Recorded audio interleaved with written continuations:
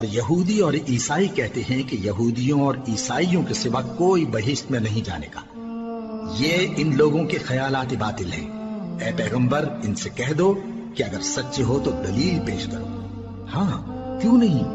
جو شخص اللہ کے آگے گردن جھکا دے یعنی ایمان لے آئے اور وہ نیکوکار بھی ہو تو اس کا صلہ اس کے پروردگار کے پاس ہے، اور ایسے لوگوں کو قیامت کے دن نہ کسی طرح کا خوف ہوگا اور نہ وہ غمناک ہوں گے۔ اور یہودی کہتے ہیں کہ عیسائی رستے پر نہیں، اور عیسائی کہتے ہیں کہ یہودی رستے پر نہیں، حالانکہ وہ کتاب الہی پڑھتے ہیں۔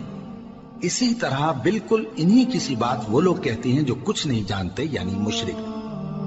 تو جس بات میں یہ لوگ اختلاف کر رہے ہیں، اللہ قیامت کے دن اس کا ان میں فیصلہ کر دے گا۔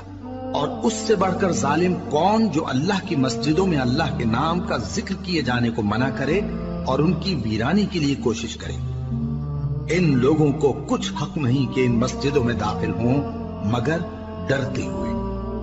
ان کے لیے دنیا میں رسوائی ہے اور آخرت میں بڑا عذاب۔ اور مشرق اور مغرب سب اللہ ہی کا ہے، تو جدھر بھی تم رخ کرو ادھر ہی اللہ کی ذات ہے۔ بے شک اللہ صاحب وسعت ہے، باخبر ہے۔ اور یہ لوگ اس بات کے قائل ہیں کہ اللہ اولاد رکھتا ہے۔ نہیں، وہ پاک ہے، بلکہ جو کچھ آسمانوں اور زمین میں ہے سب اسی کا ہے اور سب اس کے فرما بردار ہیں۔ وہی آسمانوں اور زمین کا پیدا کرنے والا ہے، اور جب کوئی کام کرنا چاہتا ہے تو اس کو ارشاد فرما دیتا ہے کہ ہو جا، تو وہ ہو جاتا ہے۔ اور جو لوگ کچھ نہیں جانتے یعنی مشرک، وہ کہتے ہیں کہ اللہ ہم سے کلام کیوں نہیں کرتا، یا ہمارے پاس کوئی نشانی کیوں نہیں آتی۔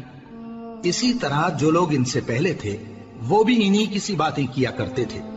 ان لوگوں کے دل آپس میں ملتے جلتے ہیں۔ جو لوگ صاحب یقین ہیں ان کے سمجھانے کے لیے ہم نے نشانیاں بیان کر دی ہیں۔ اے پیغمبر، ہم نے تم کو سچائی کے ساتھ خوشخبری سنانے والا اور ڈرانے والا بنا کر بھیجا ہے۔